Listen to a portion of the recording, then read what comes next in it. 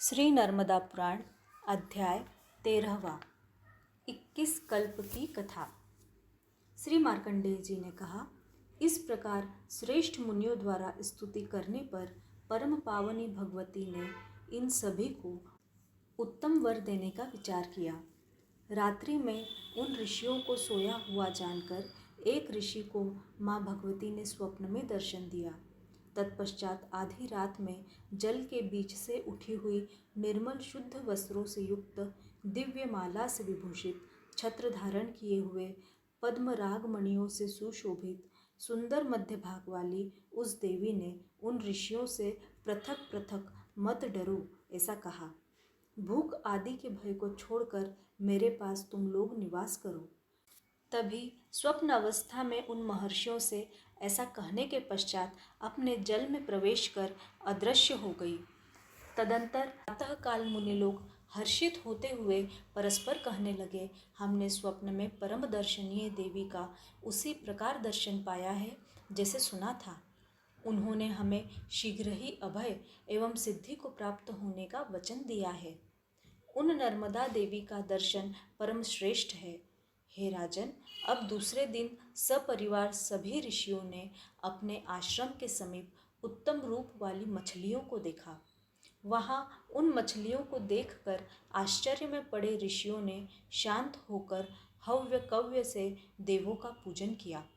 महादेवी की कृपा से उन मछलियों को पाकर पुत्र स्त्री अनुचरों सहित पृथक पृथक व्यवहार का आचरण करने लगे।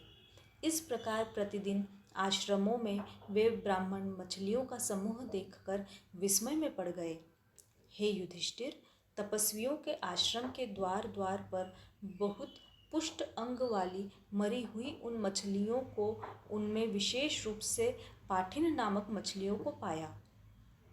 तब नर्मदा तीर में रहने वाले सभी ऋषि हष्ट पुष्ट होकर उन सब ने भूख प्यास से उत्पन्न भय को छोड़ दिया।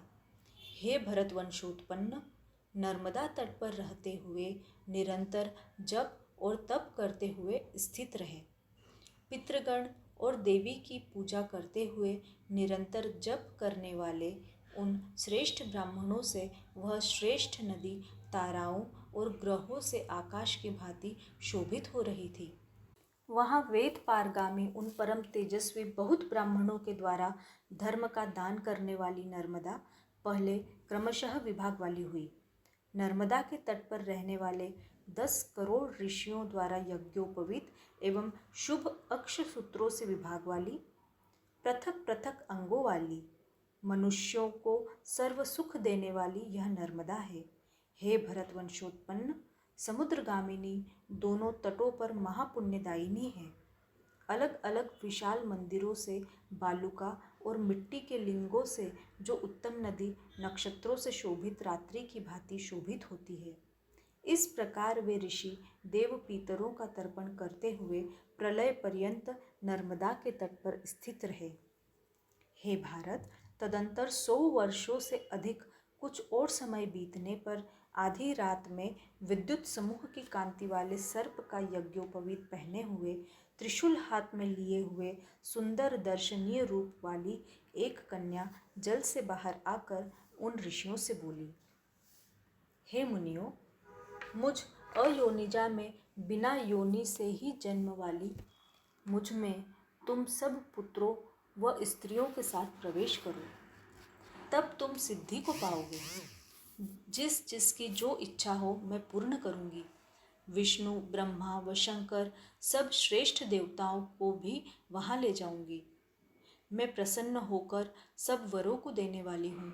तुम सब प्राणायाम का साधन कर सावधान हो मुझ में प्रवेश करो। पुत्रों स्त्रियों के साथ आश्रम को छोड़कर शीघ्र मुझ में आ जाओ। समय नष्ट न करो, यह प्रलय का समय उपस्थित है। समस्त भूतों के भयंकर दाह के रूप में संहार उपस्थित हुआ है। प्रथम महाभयंकर प्रलय में मैं अकेली ही थी। शेष नदियाँ और समुद्र सभी नष्ट हो गए, पर भगवान शंकर के वरदान से मैं नष्ट नहीं हुई।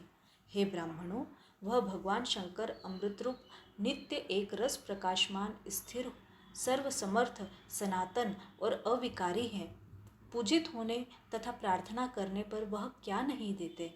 हाथ में शूल लिए हुए सर्प यज्ञोपवीत वाली वह देवी नर्मदा ऐसा ऋषियों से कहकर पुनः जल में प्रविष्ट हो गई। उसके वचन सुनकर विस्मित मन वाले ऋषि मेरा अभिवादन कर बार बार मुझसे क्षमा याचना करते हुए, हे माता, घर छोड़कर तुम्हारे आश्रम में निवास करते हुए हमारे किए गए और कहे हुए अपराधों को क्षमा करें। सब छोड़कर शिष्यों और बांधवों के साथ वे महात्मा एक अक्षर वाले ब्रह्म ओम का जप कर, हृदय में महेश्वर का चिंतन कर, मंत्रपूत जल में स्नान कर, उत्तम व्रत वाले पक्षधारी पर्वतों की भांति संपूर्ण दिशाओं को प्रकाशित करते हुए कुशों को हाथ में लिए अग्नि के साथ नर्मदा के जल में प्रविष्ट हो गए। हे राजन, तब सबके चले जाने पर मैं अकेला वहाँ देवेश भगवान शंकर को पाकर उनका और देवी नर्मदा का पूजन करता रहा। हे भरतवंशोत्पन्न राजन, ब्रह्मा की कृपा से नर्मदा के साथ मैंने मायूर आदि कल्पों का अनुभव किया है। इसकी पूर्वकालिक स्थिति को मैं जन्म से लेकर आज तक नहीं जान पाया। निश्चय ही शंकर जी की इला नामक यह कला शक्ति है। यह नर्मदा सब पापों का विनाश करने वाली एवं संसार से तारने वाली है। हे पांडुनंदन, प्राचीन 14 कल्पों से यह नर्मदा नष्ट नहीं हुई। देवी ने जिस प्रकार मुझसे कहा है वैसे ही मैं तुम्हें बताऊंगा। कपिल, प्रजापत्य, ब्रह्म, सौम्य, सावित्र, बारहस्पत्य, प्रभासक, माहेंद्र, अग्निकल्प, जयंत, मारुत, वैष्णव, बहुरूप एवं ज्योतिष, ये 14 कल्प मेरे द्वारा कहे गए हैं, जिसमें नर्मदा नष्ट नहीं हुई। 15वां मायूर, 16वां कौर्म, 17वां बक, 18वां मत्स्य, 19वां पाद्य, 20वां वटकल्प, इस प्रकार 21वां वाराह कल्प चल रहा है। मयूर आदि ये 7 कल्प मेरे रेवा के साथ व्यतीत हुए हैं।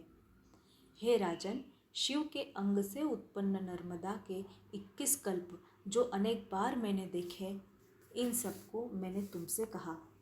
इति श्री नर्मदा पुराण अध्याय 13वां। नर्मदे हर, नर्मदे हर, नर्मदे हर।